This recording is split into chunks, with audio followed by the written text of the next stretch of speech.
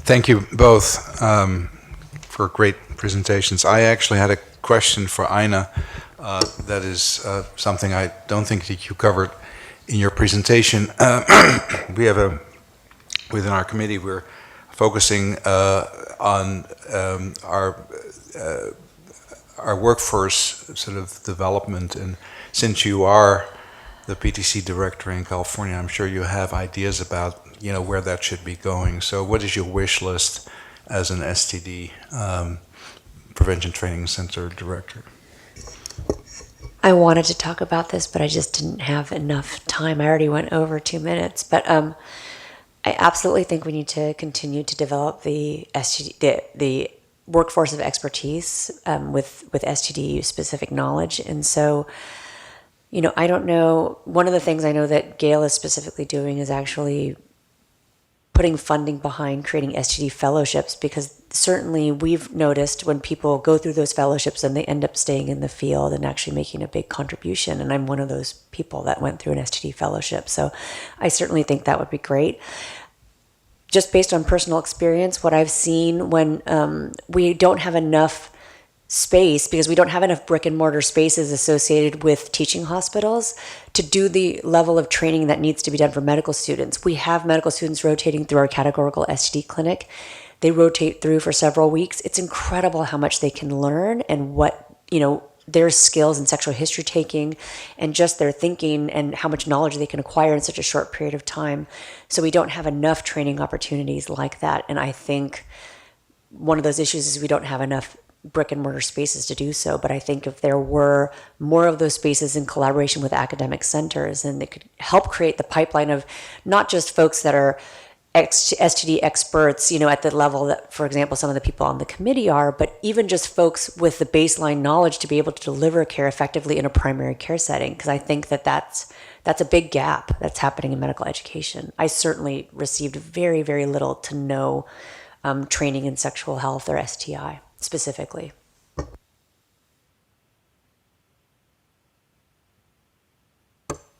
Thank you both. I'm actually from a communications background, and so both of you talked on things that were of interest and really relevant to some of the things I've seen in the field as well from the communications side. So I wanted to ask, I have a question for both of you, time permitting. And the first one was for Ina. I was curious, you mentioned journalists specifically and Alan Alda's center. Where do you see sort of the gaps right now with journalists and experts, and what do you think we could really do to try to fill those gaps? I might have to think out loud about that for a second. I think that a lot, and Dan was a health journalist also at one time, so he can comment on that too. A lot of the coverage around STIs is just incredibly sex negative. And so I think that would be one thing. And I think journalists come in with the angle, at least when I've been interviewed by journalists, they have a certain angle that they want to promote, and then sometimes I gently try to nudge them, to present maybe a slightly more sex positive side of the story. But I think that's one gap. I think simply just I think more content that's out there, as well as more platforms and those that are reaching younger audiences. I think it was great the Atlantic did something on the rising rates of STIs. It's not necessarily reaching the younger readers. So I think also, going to platforms where we're going to actually reach users who are at highest risk of STIs as well. I think one of the biggest gaps is not so much from the journalist standpoint, but from those of us in public health. I spent years trying to train some of my colleagues in just how not to be afraid of journalists. Few of them are going to do gotcha stories when it comes to STDs. They're genuinely trying to cover the story as best they can. Just how to come up with a soundbite, how to steer the question away from what they're asking to what the most important points. Basic media training, but sort of like any advertising, messaging, or whatsoever, most of us aren't trained in that, and it's not very hard to do, but we got to do it better. Can I just add to 1 second? Is that also when journalists are working with scientists, we are not used to communicating in that way. So we are used to communicating a lot of background, and then, a lot of like stuff that journalists don't care about. Like, we communicate this way and then we give the point at the end after 10 minutes of talking. And the journalist really needs to know what's the point immediately. And then you can provide some supporting information. But we have a basic difference in how we communicate with each other as well that I think media training would certainly help with. Thank. Yeah, hi. I have two questions. You talked about self-collection for rectal and pharyngeal swabs, and they had to be at the lab. Is it because of the issues with the test? Because as an obstetrician, we do the GBS testing self-collection at the clinic where we see the patient, so there's not an additional visit to any other place. Is it because of the test requirements? No, so self-collection could absolutely be performed in the clinic, but I'll just give you an example. For men who have sex with men who are in HIV care, some of them are only coming in for a clinician visit every 6 months, yet they need more frequent testing. So when they were in the clinician office, they could self-collect in the office, but if they wanted to come in, at 3 months later, they didn't have a prescribed visit with their clinician, so they were able to go into the laboratory and not have to give a copay for the visit and just do a lab visit only and go. So it didn't have to be performed in the laboratory setting. It was actually giving options for providers who wanted to be able to let patients have access without actually needing to see them as the gatekeeper. Okay, and on another issue, you mentioned, and I saw the map. I'm from Puerto Rico, Yes. so I saw that our place is not in the legal part for expedite partner testing. Actually, we have a chat for OBGYNs, and we were discussing this issue last week, and the language in our regulations says it's potentially allowable. Oh, great. Whatever that means, so we interpreted it as we can do it. Oh, great. But so that it is not illegal, but whatever means potentially allowable. Okay, well, Gail Bolin is here, so we need to update the map.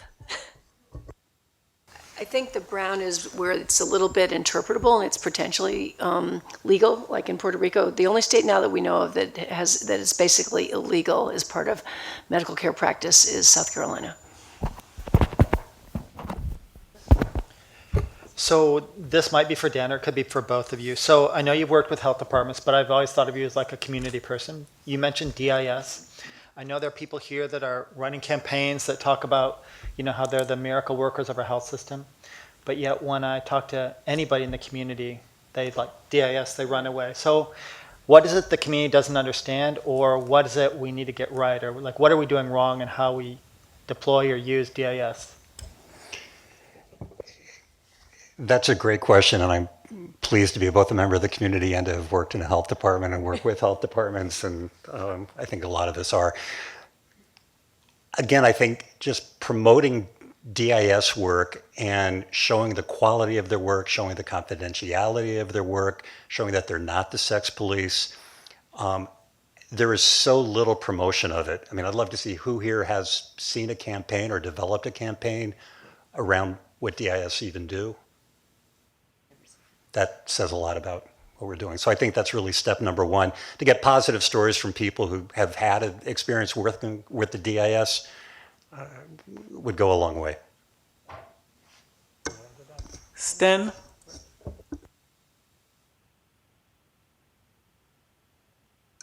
Sten, you have to unmute yourself. Thank but you. there Thank you. Yeah, I was intrigued by Dan's, I think it was virtually your final suggestion that the CDC website that's so effective for PrEP advocacy be broadened to a multi-sexual health service. And I just wanted you to speculate, and perhaps for Gail to comment, what would stand in our way of CDC doing such a thing? In other words, is it the balkanization of different programs within CDC, or is it political? Why couldn't we do that, or why shouldn't we do that? Far be it for me to speculate why certain things can happen in a government agency. Gail, I don't know if you want to mention why that's been hard to implement. I will say Gail and I had a meeting 15 years ago, 20 years ago, with the then director of the division, Kevin Fenton, and we brought to his attention that there was one site for STD testing, another site for HIV testing, and this seemed to fly in the face of what was then called PIXI. And he sort of looked at us and said, well, that's kind of a duh, we can do that. So sometimes it's just bringing it up. Other barriers I honestly don't understand.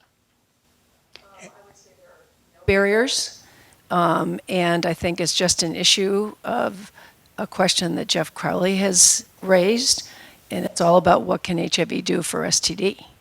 And I think it's a matter of getting people together that are willing to work together, because we recognize that we're really dealing with a lot of the same population. So I do know that DHEP just put up a new website that's PrEP, and there's even a module on sexual health, and it's for both the consumer and the provider. The messages for the provider are different than the consumer, which I thought was interesting. And we gave a little bit of input, but I think there's definitely room for us at CDC to be better about our messaging and working more together. I'll also just add, HIV.gov includes an STD test directory, but they don't have the word STD anywhere on there. So if you're positive and you're looking for an STD test, or you're just looking for an STD test, you'd never know. Dr. Klausner, you wanted to comment? Jeff Klausner, UCLA. So Dan, I was curious with your presentation on the sites with the condom kind of signal, that some sites, have discussions about condoms, some of these apps and websites, and some don't. I think that was a really useful kind of framework for people to see and kind of raise the tide that all sites, these should be kind of minimal activities. I mean, what do you think the challenges are with promoting condom use in the gay community and among these sites? And is the genie out of the bottle, or is that still something that can be addressed, and how would we address that? It's a great question, and I honestly don't know what the barriers are. We've been told at various times it's something that can be done. We've been told several times that it's too hard to program it. We've gotten a lot of different answers. From what I've seen of apps evolution, it can't be all that hard to implement an additional profile screen. We see that kind of evolution a lot. And it's just a matter of, I think, continuing to work with the owners and say, it's important to give all users the freedom of choice to say, this is something that users should be able to select, that they're open to using condoms. I think there's a lot of people in the community, and this would include some people at apps, by no means all of them, who would, among MSM, who say, no, condoms are a thing of the past, they're oppressing us, we shouldn't be using them. I think by giving people the choice to do that, it makes an important makes for an important intervention, and as a standalone, once it exists, we don't need to be going out there and promoting them. Well, we still need to promote them, but it's an important, just like a tool, just like having PrEP or being undetectable helps set a norm that others can see right there. Just to make a comment, thank you. We have 4 more questions. It'd be Patty, Alina, John, and we have a question from Charlotte who's online. Thank you, Patty. Okay, thank you so much. Both talks were excellent. I really appreciate them. And I have a question for you, because I also, as a STI researcher, I highly lament the loss of these brick and mortar clinics. How do you envision that would come back, or how would you do that? That's a hard one, Patty. But if I was queen of the universe, I would love to see, greater public funding. I imagine that this would have to be appropriated, by Congress for CDC, and that CDC would then help fund, local states to have open public health clinics. Now, I'm not saying that, we would have to create new spaces. There's a lot of places that have existing clinics but just don't have that service line. Or I'll just give you 2 examples. In the Bay Area, where we have in San Francisco a clinic that is open 5 days a week, but our neighboring county just to the south, they have STD services 1 night a week. Thursday nights. God forbid you get something on a Friday, and you got to wait till next Thursday if you want to go in. So it would also just be expansion of existing spaces to offer a new service line. But then again, it gets into cases issues of needing providers who are qualified and trained to do so. But so it's a long slog, but.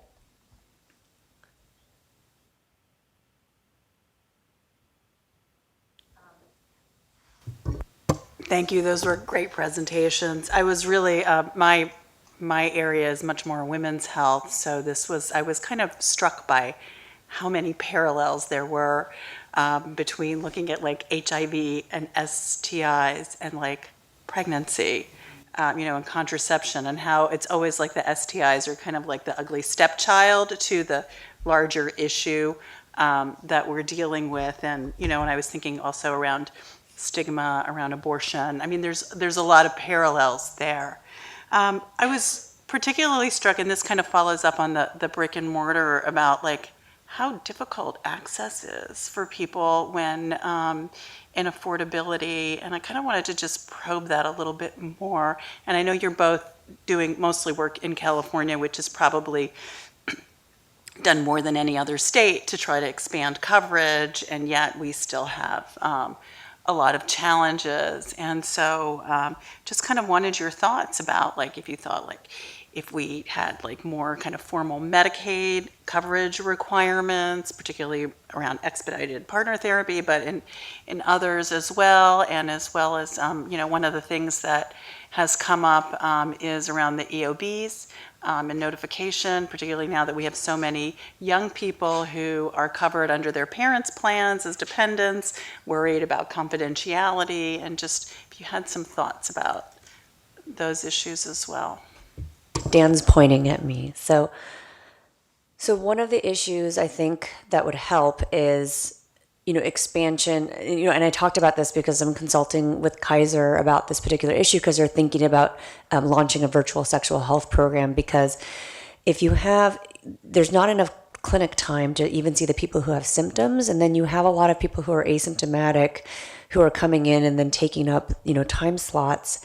So if some of that testing could be moved online, then you would have more clinic time available for folks who are actually symptomatic. And the issue in California is not that, we expanded Medicaid and we have actually quite good coverage for folks, but even folks that are insured end up coming to these brick and mortar STD clinics because they feel like their provider, they can't be open with their provider about what's really going on. So, but then again, those people that are insured who do that, perhaps if their provider was offering online testing, they could, do that and not actually come to our brick and mortar facility and take up a patient time slot. So we see a lot of that, actually. Even folks who have great insurance plans, such as Kaiser, they do come to the STD clinic because they're like, oh, I don't want to tell my primary care doctor how much sex I'm having.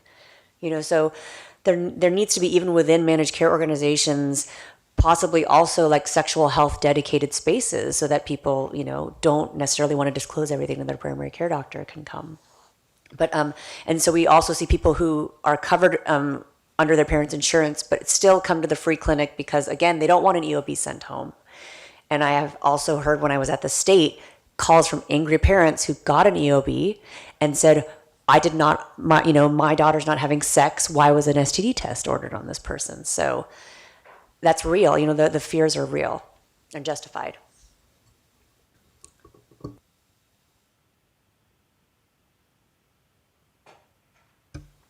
Thanks for your presentations.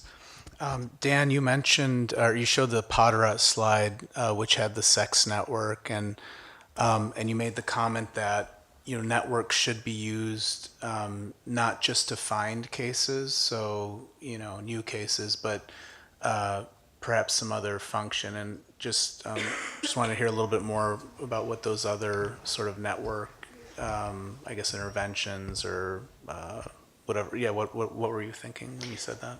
Sure, thanks. I think, like with every population, we tend to think of, well, all gay men are doing this or all gay men are doing that in terms of condom use or PrEP or whatever it is, that we tend to think of every population as unified, and we talk about the data as being, 10% of sexually active men do this. Well, what's more important is what's the interaction between guys who, say, have a lot of risk, whether it's for STDs or HIV or both, and guys who sometimes take risk. The guys who are taking no risk, we don't really have to worry about. We need to make sure they get tested every so often, send them off, and they'll be fine. But the people who have a little bit of risk, if they're taking that risk with people who have a great deal of risk, that's important. And what the apps allow you to do is make much have a much better sense of who are you having sex with. We start with the premise that everybody should be able to have sex with whomever they want, but the more information they have about each other, the better. So if you're someone who doesn't ever want to use condoms, fine, that's your privilege and your right, but it also helps if someone else knows that. And the reverse is also true. So we used to think of, oh, how could we have a site that just promotes barebacking? Well, probably to some extent, it makes sense for people who don't want to use condoms to be having sex with each other on a much more consistent basis than have it be completely random as to who you might meet, and there's no discussion taking place ahead of time. That help? Next question. Yeah. So, Charlotte, did you want to ask your question, or should I? Okay, I'm going to ask it. She said, how do we get patients to want to seek out testing and more frequent testing, and how do we make such testing free or lower cost? National campaigns may be needed to let patients know they have the right to be tested as part of national sexual health programs. I'll start. I think this is sort of where the Tagine problem comes into play, which is our promotional budgets are so low that we haven't done a very good job of getting messages out to the people who need to hear it the most. So I think that's part of it.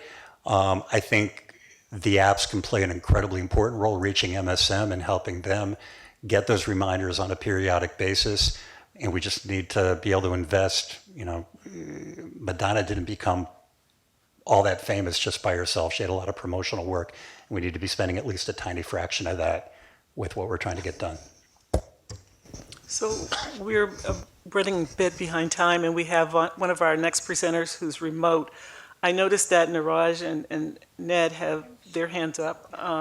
So yeah, it's growing longer. I wonder if we could table your questions, maybe during a break you could ask them of our panelists. Is that okay? Or is it something that's critical that we want everybody to hear? Ned? Okay, sorry. So it's a delegate ballot, but please table your questions and we can maybe have you answer that during the discussion. Thank you both for your time. Thank you so much.